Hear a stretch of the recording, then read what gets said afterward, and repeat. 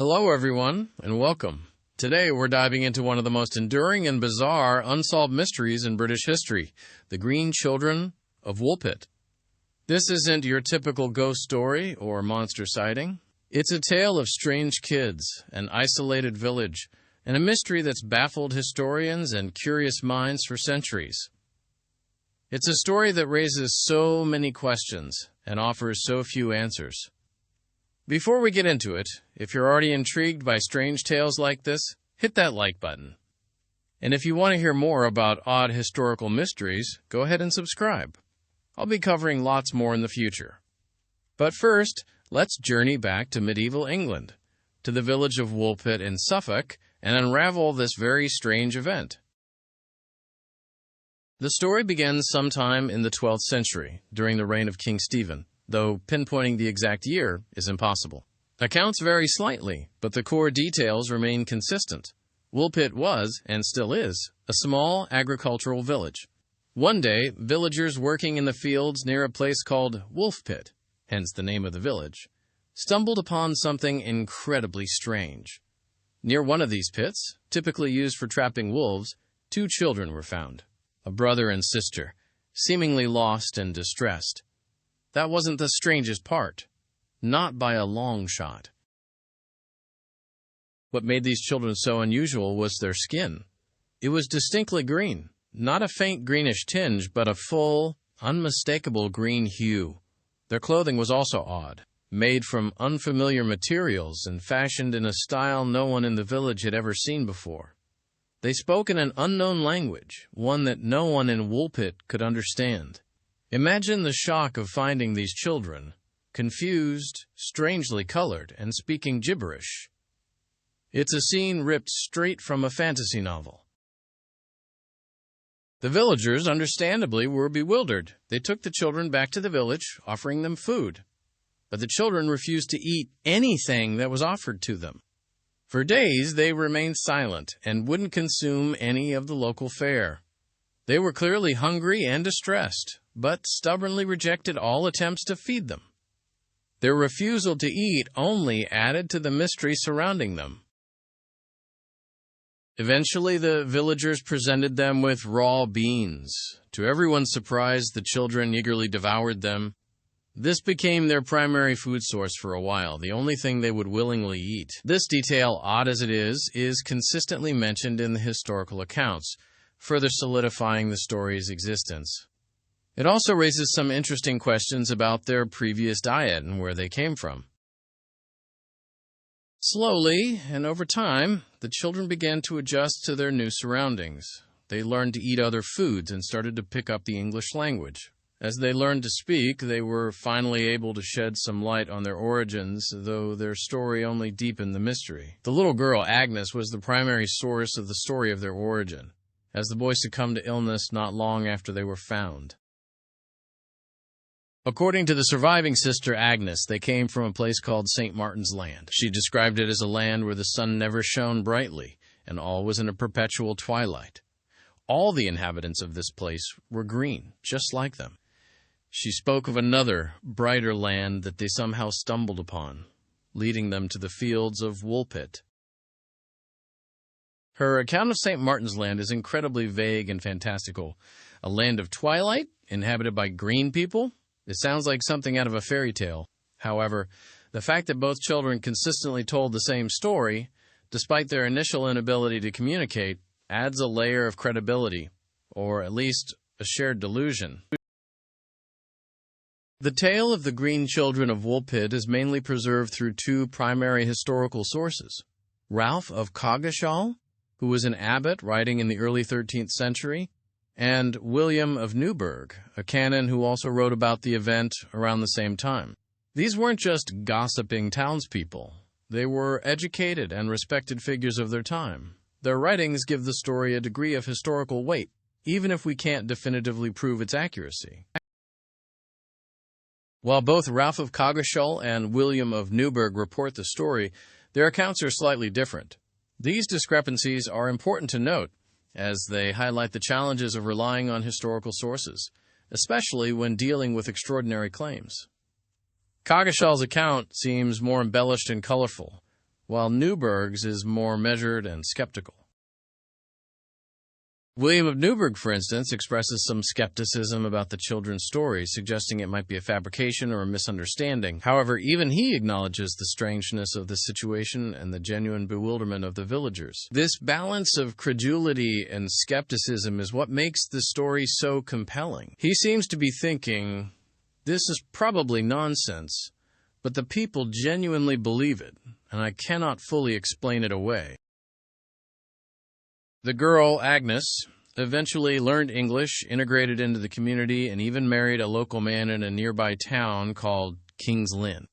She lived a relatively normal life after her bizarre arrival, which is perhaps the most surprising aspect of the story. She became a respected member of the community, which suggests she wasn't mentally unstable or prone to making up stories. The boy, sadly, didn't fare as well. He became ill and died shortly after their arrival. The stress of the new environment, the unfamiliar food, and perhaps some underlying health condition likely contributed to his demise. His death only deepened the mystery, leaving Agnes as the sole source of information about their origins. Over the centuries, many theories have been proposed to explain the mystery of the Green Children. Some of the more mundane explanations involve them being Flemish refugees, possibly orphaned or lost in the woods. Perhaps they suffered from a disease that gave their skin a greenish hue. The Flemish refugee theory suggests that the children were from a nearby Flemish community, perhaps fleeing persecution or war. The strange clothing and language could be attributed to their Flemish origin. The green skin could be explained by chlorosis, a nutritional deficiency that can sometimes cause a greenish tinge to the skin. However, this theory has some significant weaknesses. Firstly, while there were Flemish communities in England at the time, the language spoken by the children didn't match Flemish dialects. Secondly, chlorosis is unlikely to cause such a pronounced and uniform green color. Another theory suggests that the children suffered from hypochromic anemia, a condition caused by iron deficiency. One symptom of this condition can, in extreme cases, lead to a green coloration of the skin. The green skin, the poor diet, and the eventual death of the boy could potentially align with symptoms of severe anemia. However, like the Flemish refugee theory, the anemia explanation also has flaws. Hypochromic anemia would probably not give the skin such a vivid green hue. Furthermore, it doesn't account for the children's story about St. Martin's Land, or their strange clothing. It's an attempt to explain one symptom, but fails to account for others.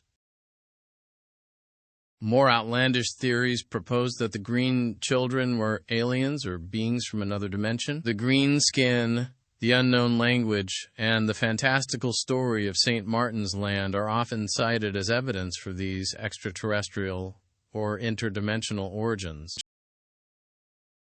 While these theories are certainly intriguing, they lack any scientific basis. There's no evidence to suggest that aliens exist, let alone that they would abandon their children in medieval England. These theories appeal to our sense of wonder, but are ultimately speculative and untestable.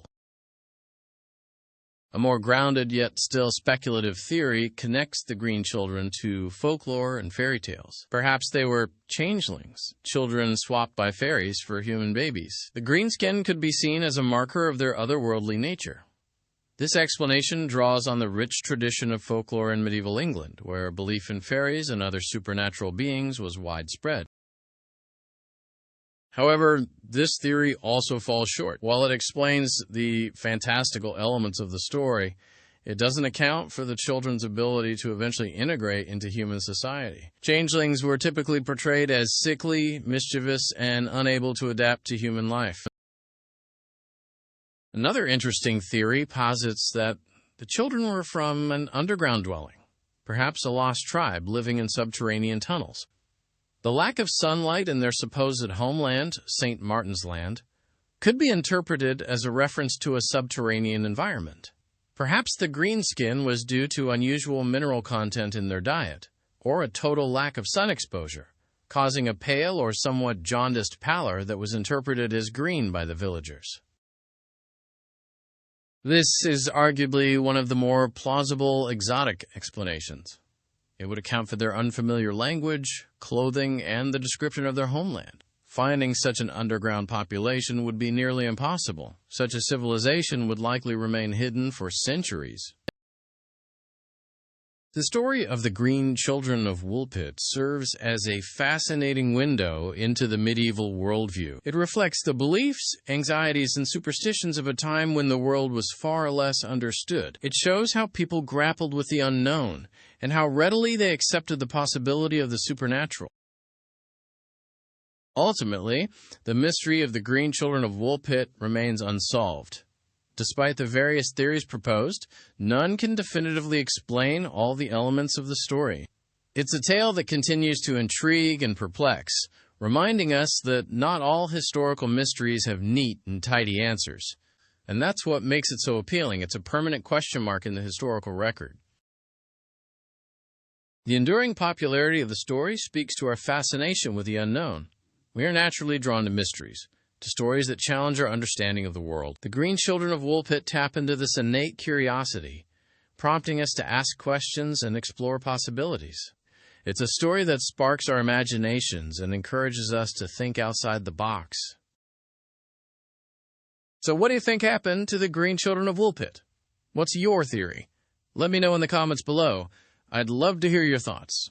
We have looked at many potential options here, but there are many others. Maybe someone has looked at other factors that are not as obvious. So please let me know in the comments section.